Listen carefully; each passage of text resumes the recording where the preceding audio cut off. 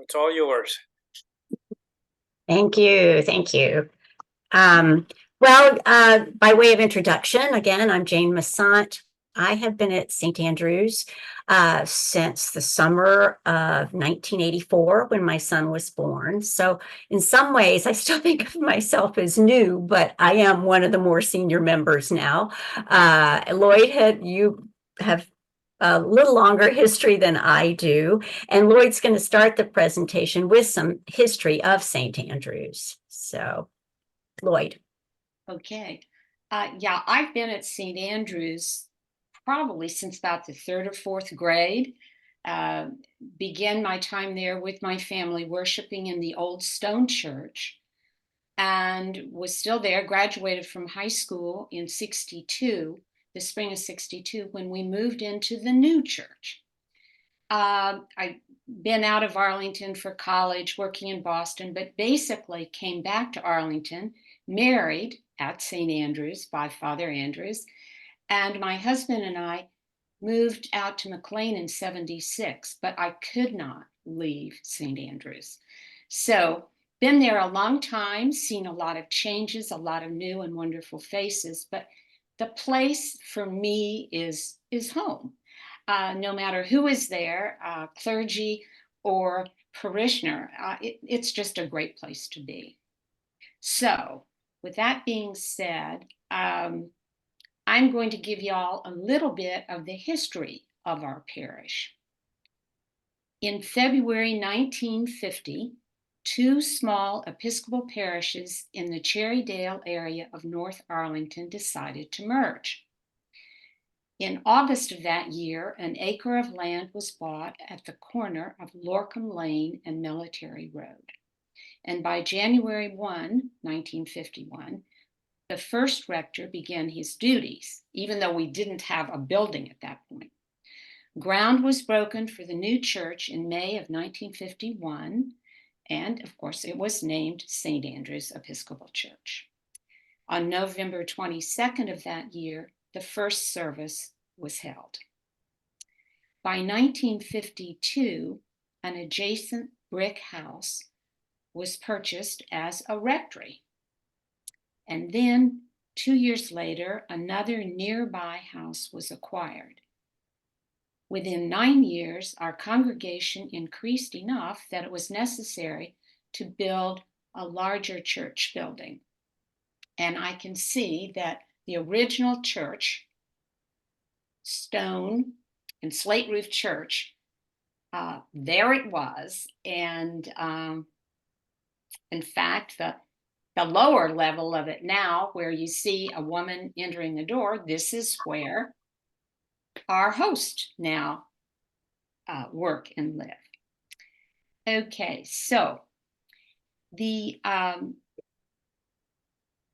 it became, as I said earlier, it became necessary to build a larger church to accommodate our rapidly expanding congregation. And construction on our present church began in November 1961 and was completed in early May of 62. The second house that I mentioned on our campus is affectionately known as the 2310 house, and it has been used throughout the years in many different ways. We have housed our associate rectors there, our family ministry director. We have let the Korean congregation, which you'll hear about later, its pastor and family live there. And currently, the house is home to one of the Episcopal bishops in our diocese. We have 2 worship services each Sunday, a spoken Eucharist service at 8 a.m., and a Eucharist with organ and choir at 10 a.m. During part of the 10 a.m. service, parents and their children may leave for special family worship in the chapel. At the moment, we are looking for a director of Christian education for both children and adults. A significant milestone in our parish history was the celebration of our 50th anniversary, beginning in May 2001 and ending in May 2002. Throughout that year of our Golden Jubilee, we had a number of special services to commemorate our founding. We reissued our St. Andrew's cookbook. We established a Golden Jubilee Trust Fund. And the last thing we did, and it is still very, very present, we created a time capsule with mementos of our past and present activities and buried the capsule in the memorial garden, which is adjacent to the lounge of our church. Throughout our 73-year history, St. Andrew's has been served by 7 rectors, the most recent being 2 women priests. We currently are in a search process for our 8th rector. Some of my favorite things about the physical appearance of St. Andrew's are our beautiful stained glass windows. And I can see Jane smiling. They really are special. In the new sanctuary, the newer sanctuary, we have a large, glorious stained glass window above the altar. And then another large window on the back wall of the choir loft depicting Christ and St. Andrew's. We have a chapel still in our old church, and it is used for worship. And there are 3 windows in the chapel. They're beautiful. They're not as contemporary as the ones in our large sanctuary. But these 3 stained glass windows represent 3 of the saints mentioned in the children's hymn, I Sing a Song of the Saints of God. If you ever find yourself in that area, Lorcom Lane and Military Road, please stop by the church. We love visitors. If parishioners aren't there, our administrator is there. And hopefully before too long, our new rector will be there. Please don't hesitate to go into the chapel or the main sanctuary if you'd just like some quiet time for prayer or meditation. Throughout our existence as a parish, we've had many lay ministries whose focus was within the parish, in reach. To name a few of those ministries, which are still very active, the Altar Guild, which sets and clears every service. I've been a member of that, since maybe 96. The choir, which supports services, just many things. And Jane, who is a longtime member, will share more news about our choir and our music program. Our men's breakfast group, which the first Sunday of every month prepares a delicious breakfast between the 8 o'clock service and the 10 o'clock service. We also have several women's groups, St. Anne's Guild, which meets quarterly for fellowship and performs small fundraising activities. Glorious Companions Book Group meets weekly in the lounge throughout the school year. And a number of us find ourselves crisscrossing those various ministries. We wear a number of different hats. Now, Jane, I'm turning over to Jane to discuss our longtime focus on outreach to the greater community. Okay, I'm going to skip over. I had a few things I was going to talk about first that might be related to that. Well, I'll go ahead and do the outreach. That's just get to that page. Well, we have the wonderful Undercroft, which some of you may have seen if you've been visiting the offices of ANV. And it has been used by a large number of organizations. While it still continues to be used by the church for various St. Andrew's Players activities, for example, for wedding receptions, other things that we might be doing, receptions when the bishop comes, etc. We do rent it out to people, to other people for weddings. It is used by the American Red Cross for their blood drives. Scout troops use that space, a number of them. As a matter of fact, in 1 month, there's going to be a Girl Scout Pinewood Derby in that space. The Northern Virginia artists, a number of those groups actually hold classes and do exhibitions there. Some of you may have been to that. For many years, the kids' stuff sale was there. COVID and also rental of the Renahan Center, which is where A&D offices are, I think has caused them to have to find another space. We haven't seen them, I think, since the pandemic. The Offender Aid and Restoration Group will use our undercroft for gift wrapping of the presents that are bought for men and women who are incarcerated and are trying to get presents to their families. So they're purchased and wrapped in our facility.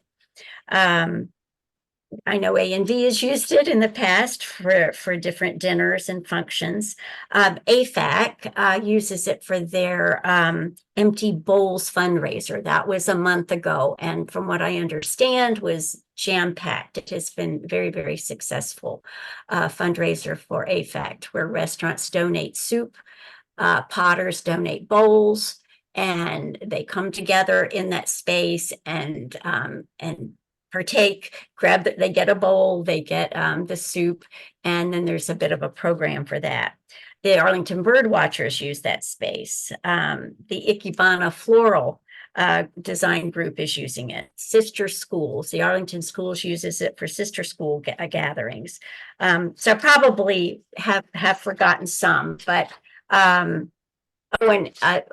one thing that we do that's part of our outreach is food collections of non-perishable items. You will hear more about our Garden of Hope later. We do sandwich making for Path Forward, which was formerly ASPAN.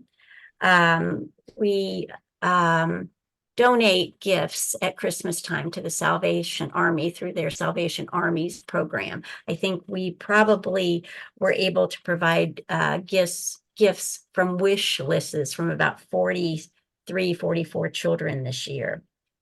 We kind of consider our playground a bit of an outreach thing as well. It was put in place 10 years ago, something like that. And we keep it up. We've planted trees to provide shade, but that is for the whole community, for anybody to use. And it is, which is nice to see. We used to be a point group for Meals on Wheels before the pandemic, but the pandemic sort of eliminated people of a certain age from making deliveries. So that's not one of our ministries at this time.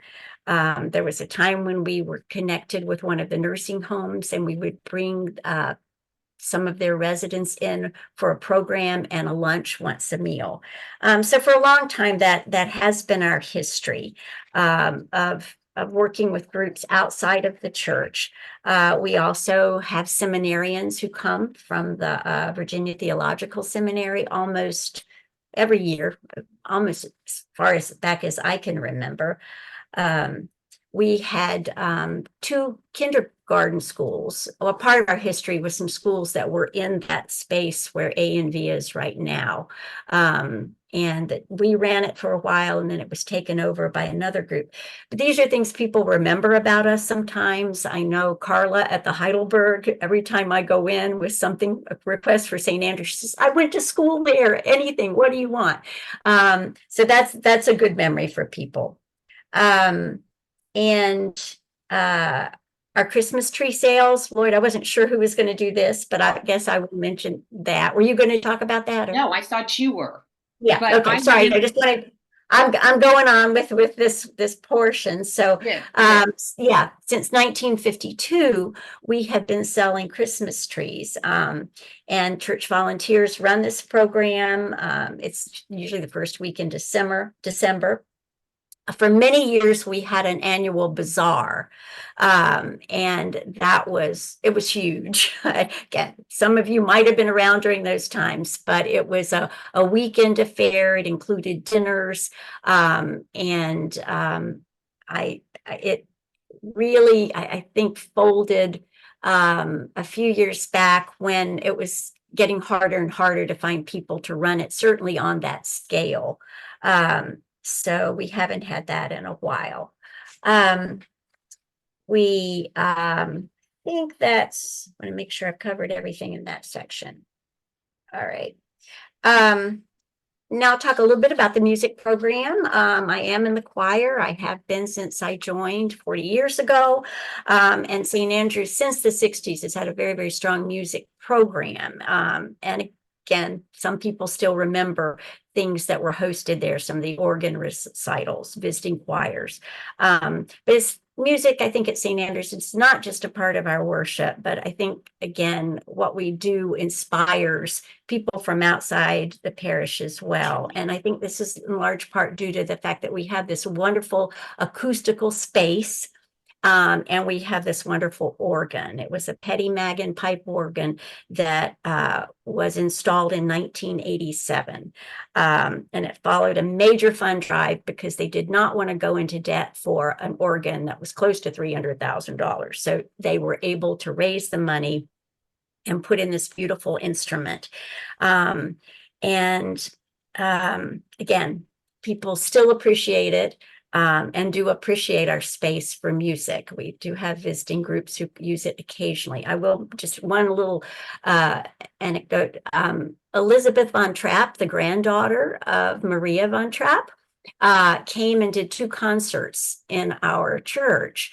And the first time, and I was kind of the point person for that. And the first time I met her and her husband, who's kind of her manager, she walked into the sanctuary and she just took this huge breath and she just says, oh, and she just started going like this and saying, this space speaks to me. It's just, I'm meant to be here. And she kind of went through the same thing the second time. It's just something, I think, about this space for musicians, the way it captures the sound, it's beautiful. It's a beautiful sanctuary, I think. But anyway, for somebody who was a real musician who reacted that way, it's really stuck in my mind. And I think it speaks to what's there to offer.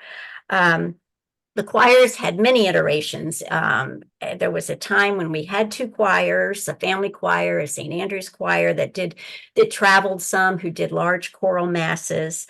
We're down to 1 smaller choir now. We do sing every Sunday, and we are challenged by our music directors. We really want to make this a significant part of worship. And we have collaborated with other Episcopal churches so that we can continue to do some really large works on festival days. It's a big tradition at St. Andrews to have bagpipers come in for St. Andrew's Day, which is usually the 3rd Sunday in November, around that time. And it's big procession starting outside and going around the building and into the church. And it's quite a sight. If you ever happen to be around that 3rd Sunday in November and want to be a part of it, it's a lot of fun. This is a little bit of our history and a little bit of our youth group, and all tied in together. But in the 60s, St. Andrews had a strong youth program. You already heard a visitor a few minutes ago, if you were on, somebody just popped into the church who remembers this youth minister, Herb Lauder. And he and Father Andrews had just really built up this large youth program. And it is something, again, people who visit and find out maybe we're from St. Andrews will mention, because, due to I think the times where young people were looking for a voice, that leadership of the youth minister, they started holding folk masses, they raised money for mission trips, and did something else that's really a source of pride for us. And that is, when schools desegregated, state officials barred schools from holding interracial dances.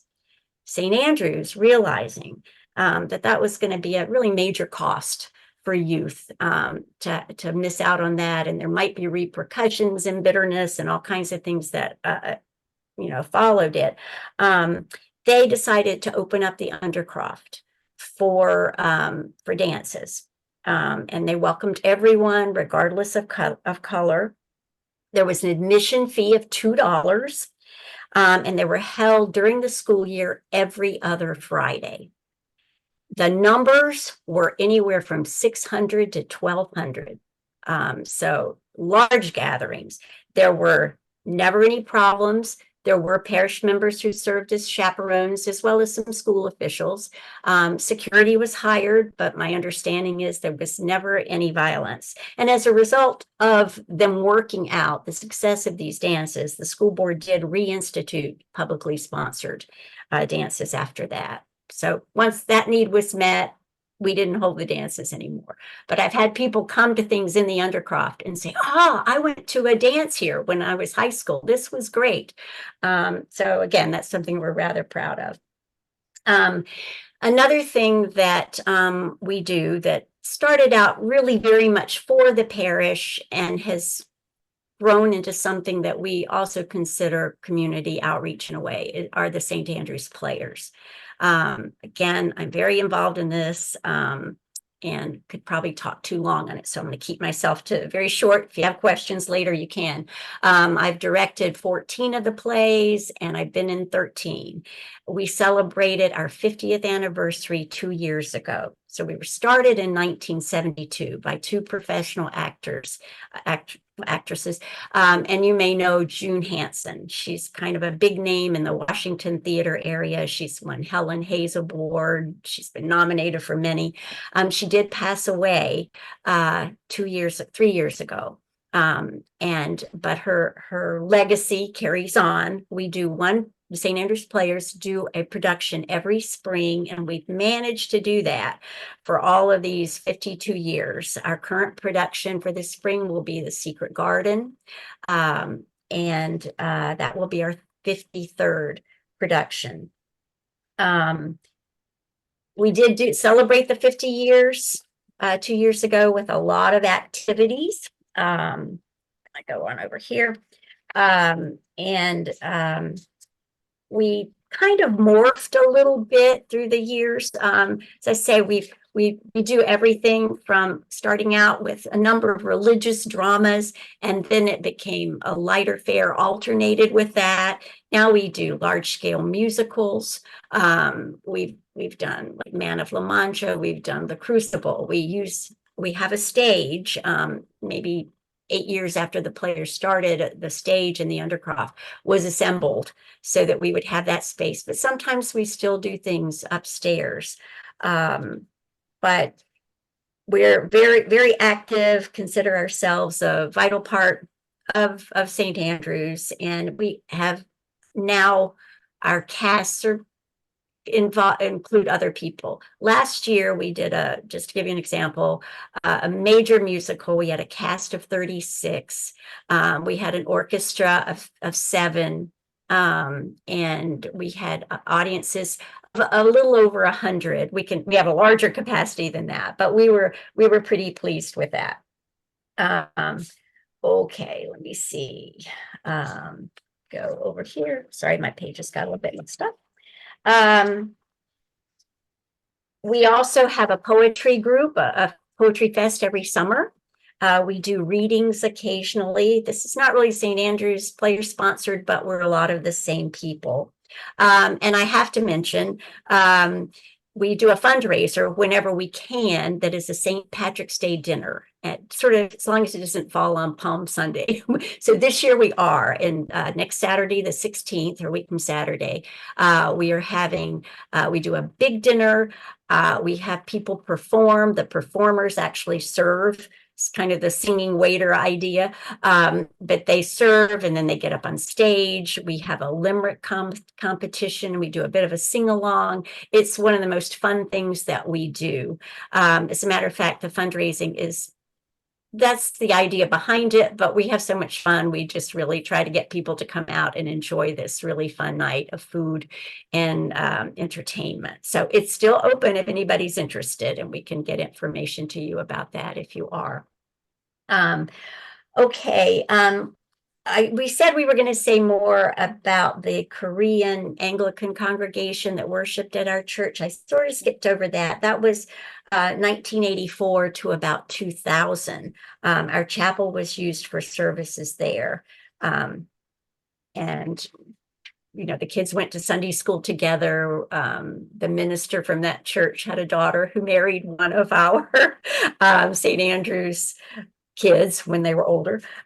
So anyway, that's a nice memory for us as well. All right. Let me just see. I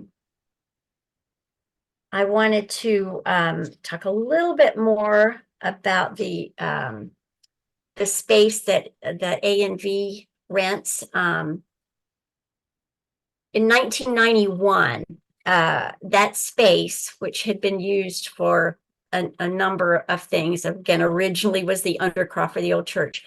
It was decided that we would renovate it for classroom spaces. And so that's what it was originally meant for. But during the planning and the designing of that, one of our actually younger church members passed away suddenly. Tom Ranahan. This was was very active in the church in so many different ways, and he had a wife and two very young children. So the Ranahan Center is named for him, Tom Ranahan, and it was completed in 1992. It was used for Sunday school classrooms for until about 15 years ago. Then the Sunday school classrooms were moved upstairs, more or less, and that left the Ranahan Center available just sort of for occasional use by the bazaar, the kids stuff groups that came in. So in 2015, it behooved us to look into renting out that space, and Encore Stage and Studio rented it at that time. So they were the ones who lived there before A&V moved in. And it was used mainly for their offices, but they also did some classroom work. They did private voice lessons, private piano lessons in those spaces. They kind of soundproofed them. But the pandemic hit and sort of ended their funding resources. So they were forced to move out in October of 2020. And kind of the rest is history as far as what A&V has done to it, which is wonderful. And we're really looking forward to that partnership now with them. So I see Wendy there. Yes. I don't know if we were, well, I wanted just to read one last thing. And I'm sorry, I had the two visuals, and after I saw them on the screen early, I thought I really should have done more. I went to take pictures of the stained glass yesterday, but it was too dark and I couldn't get a picture. But some of our information has come from this book, and it does live in the library. It was written by Robert Watson, a longtime member of our church, and on our 50th anniversary, he completed this 50 years of St. Andrews. So it's a little dated now, since we're approaching our 75th anniversary. But at the end, he just wrote, throughout these 50 years, St. Andrew's Parish has demonstrated its firm grounding in historic Orthodox Christianity as set forth in the Apostles' and Nicene creeds, while at the same time willing to accept changes in non-essential matters. The successful mixture of firmness and flexibility would perhaps provide the best possible basis for meeting an uncertain future. And we have met several uncertain futures over the years, like most churches. We've had our ups and downs and our little dramas. But as you can see, there are people like Lloyd and me for my 40 years, and many who've been around longer than that, who are still there, who are still active. Our changes in Sunday school and family worship brought in a lot of new families. We're a transient area though, so a lot of those families come and and then do leave due to transfers and things like that. So we just kind of have that going all the time. We're I think very stable but small right now. As you heard, we're looking for a new rector. We're also looking for a new family minister, and we're looking for a director of music. But we've had the most wonderful people in those positions, but each of them it was time for them to enter a new phase of their life. So doesn't affect our daily operations. I don't think so. Anyway, I think, did I leave anything out, Lloyd? I think that, Two things, and are yeah. very positive things. The Garden of Hope, Oh, yes. which is located behind the 2310 house in its backyard. And back 16 years ago, our then senior warden, Priscilla Carey, who was also a longtime employee of the Department of Agriculture, brought an idea to our vestry, and that was to start a vegetable garden. We had a lot of space on our campus, and the Department of Agriculture had actually started a vegetable garden, raised vegetables, and donated them to various food banks in DC. So Priscilla brought this idea and to our parish, and it is now 2024, and the garden is going great guns. And I'd say thousands, 4, 5, 6, 8,000, 9,000 total pounds of vegetables have been raised and distributed in Yeah. Arlington. We're in the tons. Tons, yes. Tons. I think this past summer it was 2,000, almost 3,000 pounds. And so you say 16 years times, that's a lot of produce, folks. The nice thing about this, and just as Jane had mentioned, that our players started out as an in-house group, the same thing happened with our garden. It was just in-house volunteers.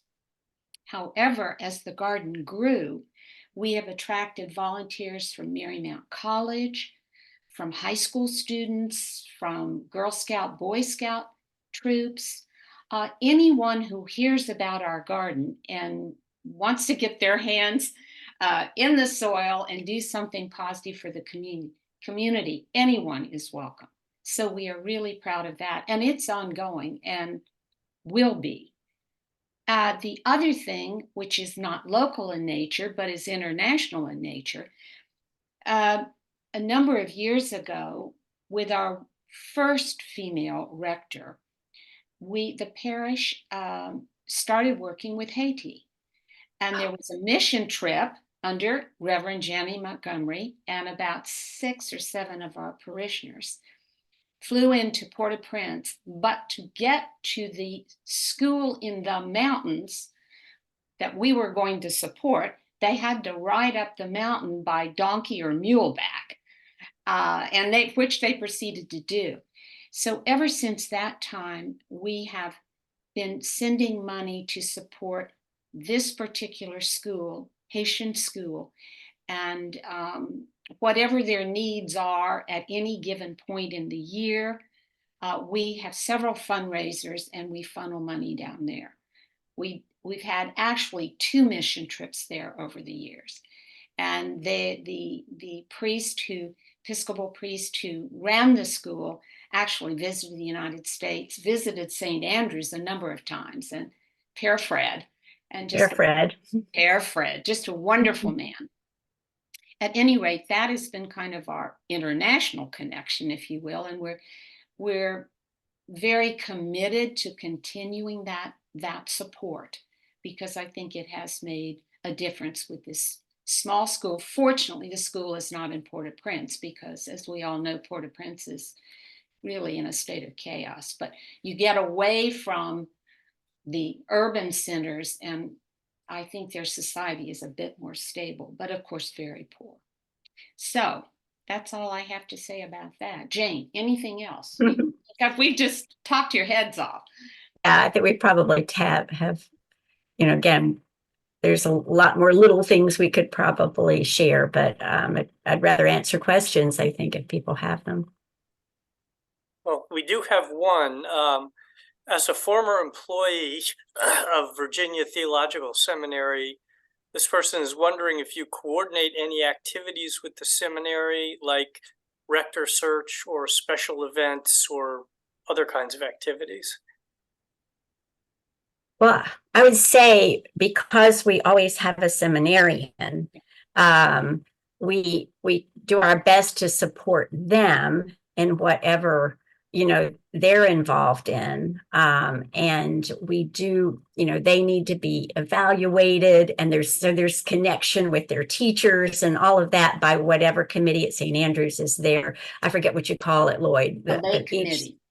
A lay committee for each seminarian. The rector is always the very important supervisor to the student who is doing the 2-year program with us, fulfilling a requirement from the seminary.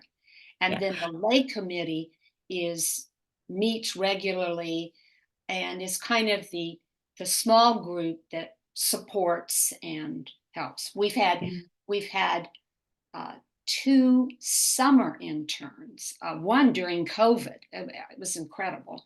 And then one more recently, just this past summer.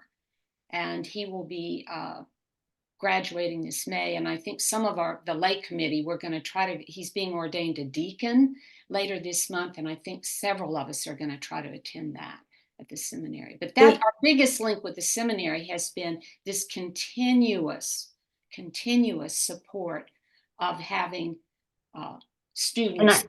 And I feel some of our educational programs that relate to what the seminarian is interested in, what his special areas are. And I know they get support from the seminary in terms of that. But I did want to say we had, it could also depend a little bit on the seminarian, but a few years back, we had this wonderful woman who came from Malaysia.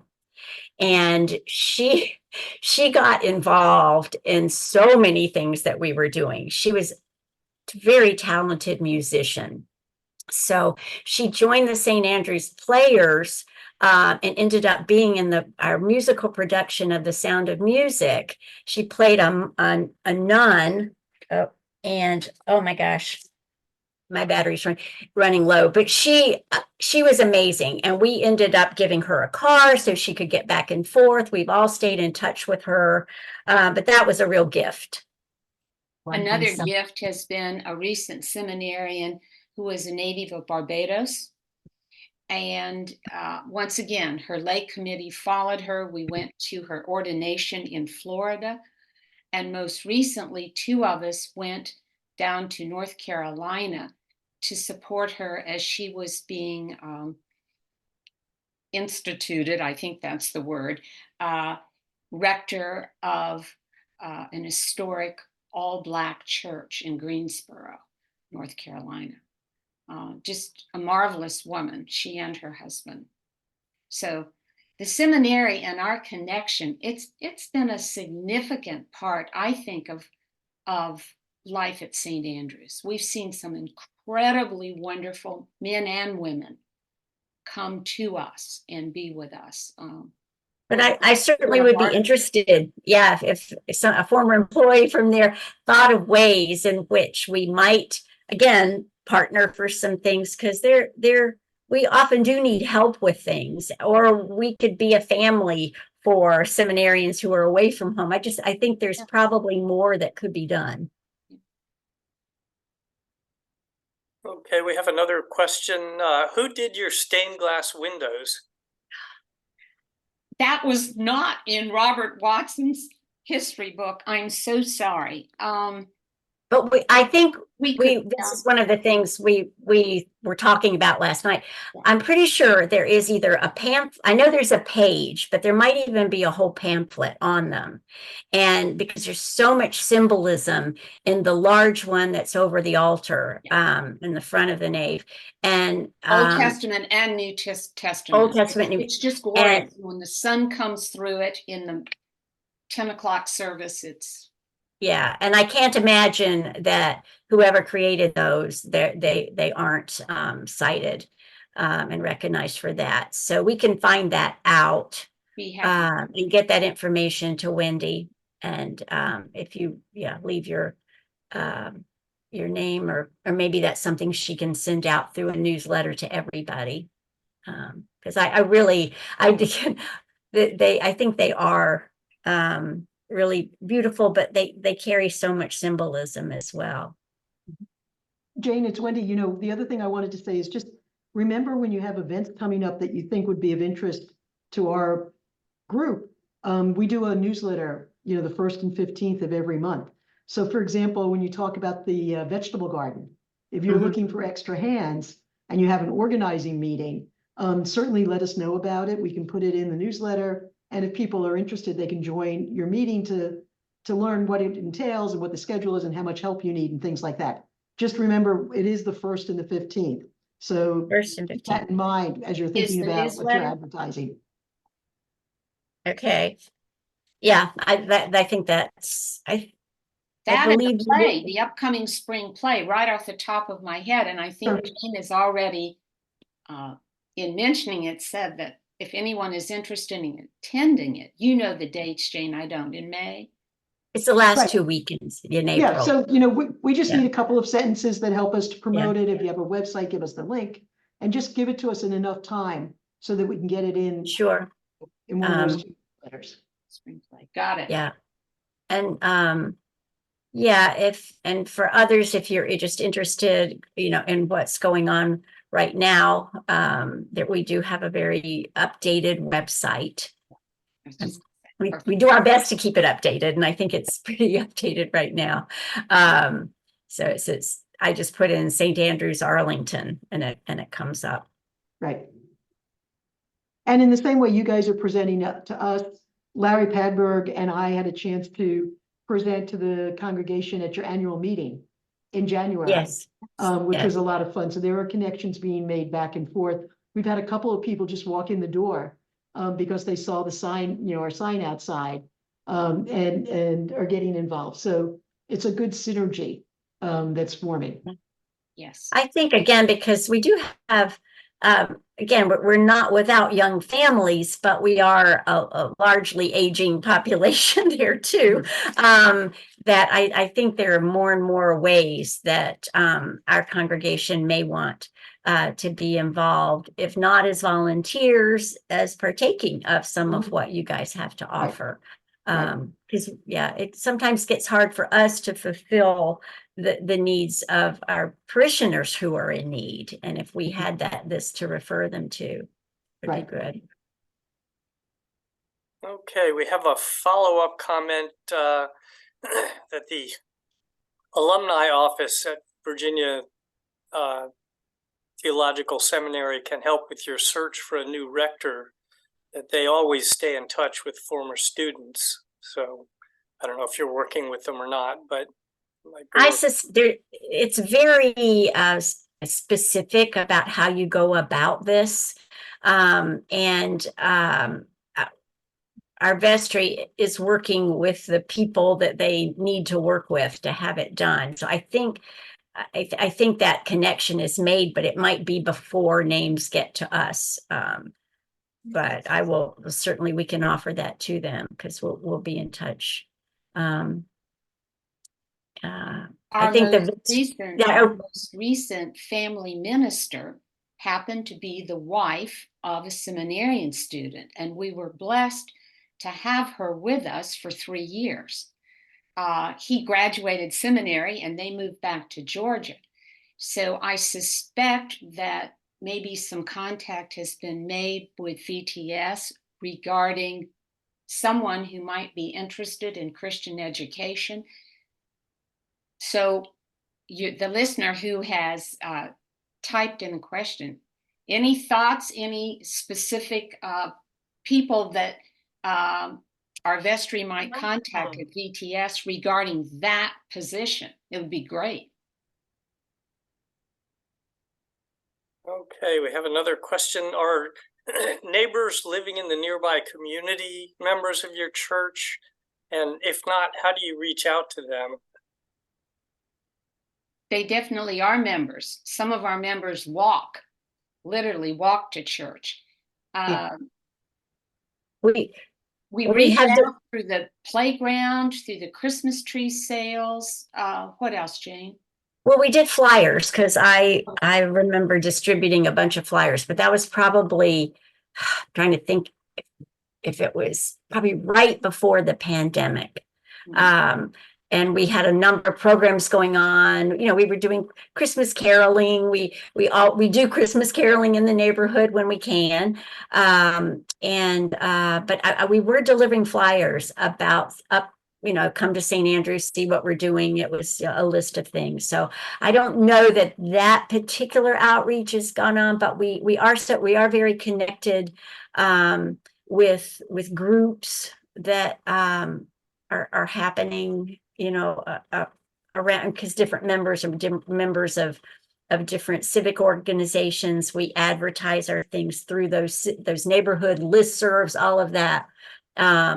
And I know, again, sometimes we do this through programs. We just really try to make sure that through these associations that are in the neighborhood, they know about what we're doing. Our members list them. And again, we just want them to come in and you know, see what we're doing. I don't think we try to do a very hard sell and just come through our doors. And then people who do join, and it happens, I mean, that we mentioned Hannah, the one who went to medical school. She walked up the street and decided to come in, I think, one Sunday. Or, you know, it was like, sometimes that's what people do. They're like, okay, we have a lot of Episcopal churches in our area. As you probably know, there's One St. of Eric. our young adult parishioners came to us through the Garden of Hope, Yes. and she didn't know anything about St. Andrews, but somehow she heard about the garden and started volunteering, and one thing led to another. And a couple who's been very involved with the garden said, would you like to come to St. Andrews one Sunday? Well, she's been with us. She's a member of the search committee for the new rector. She's just fantastic. But there was an example of, you know, hearing about the garden. And as I said earlier, anyone who wants to come work in the garden is welcome. And once the growing season starts, what, Jane, it's every Saturday through till maybe early November, depending on the weather. Because And you they're don't hard, have to come every Saturday, but it's just, you know, so there are opportunities there. Yeah. And huge opportunities if you like to work with your hands and, you know, get dirty. or pick fruit. I mean, sometimes it's just it's the harvesting. Yeah, or laying down the drip pipes that go into the ground, mulching. I mean, there's so many different things. But if it's raining on Saturday, the rain date is always the next day, the Sunday, the next day. Okay, our next question is, what are the other two buildings on your campus, the frame house and the stone house?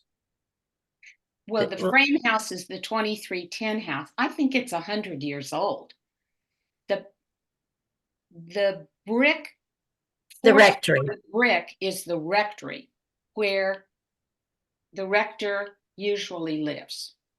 And then the other stone building is the old church. Maybe that's what the person is referring to. The original St. Andrews was stone with a slate roof. And when we needed to build a larger one, it was just too expensive to build a large stone structure. So the present structure's in brick. Does that help? But we're several acre campus, I think. I've heard different. Yeah, the 23, yeah, the garden is behind the 2310 house. There used to be a playground there before it was a garden. So I think, again, we've had assistant rectors who used to live there.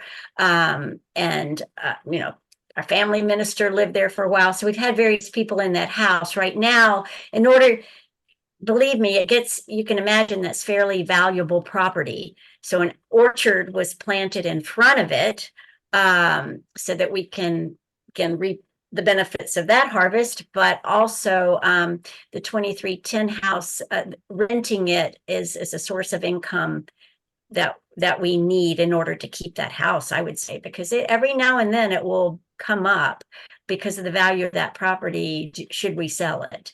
And no one wants to sell it.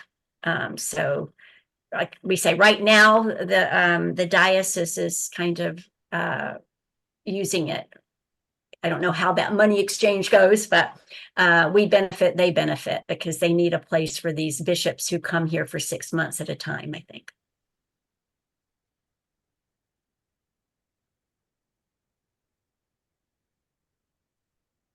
So the last little story I'll tell, and Jane and Lloyd know this, right before this meeting started, we had two people who walked into A&V Space.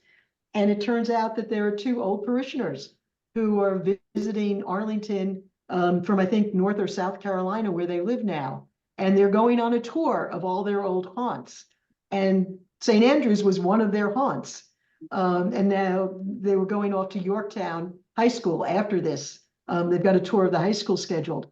But they were so excited to be back here to see what's become of the Renahan Center. I took them on a tour of the church upstairs so they could see the old sanctuary and the new sanctuary. They took pictures of the stained glass windows because one of their mothers had donated to the St. Margaret window. So, there's really a strong connection between your parishioners, those that are here and those that even have left but come back. And we have one of them who was here earlier, Anne Gray. I don't know if she's still on. Not to call her out, but yes, she's someone who supports us a little bit from afar occasionally too. So Right. yeah, Nice. there she is. She's flowers right now. Gary, anything else? No, I don't see any additional questions. Okay. Well, we're almost out of time. It's 10:58, so we're getting close to the end of our hour here. And so unless anybody else has to something to mention, I'll just give you a heads up about next week's Coffee and Conversation, which will be about the organization called Encore Creativity. And I must say, since I'm a singer myself, although I've stopped singing with the Washington Master Chorale, I'm very familiar with Encore Creativity, and even featured the founder of Encore Creativity on the Aging Matters program. So Josh Vickery is the new Chief Executive Officer, and he'll talk about this wonderful ensemble of older adults who sing. They're all over 55, and there are multiple choirs in the DC area. And if you go to one of their concerts, you will just be totally blown away. I mean, they just really do a fabulous job, and it's obvious that the singers really enjoy singing together. And so I think people will enjoy. So hope everybody will listen in next week and invite their friends, especially if they like to sing. And as was indicated here in the community update, you don't have to audition. So you don't have to be a great singer. You can just join. So I sing with them as well. Oh, well, there you go, Jane. Yeah, That's why you sure. had this big smile on your face, because you know that. No, I hope people will come and listen. It's a wonderful group. So with that, I guess we will close out today's session. It's 10:59, and we'll look forward to seeing you next week.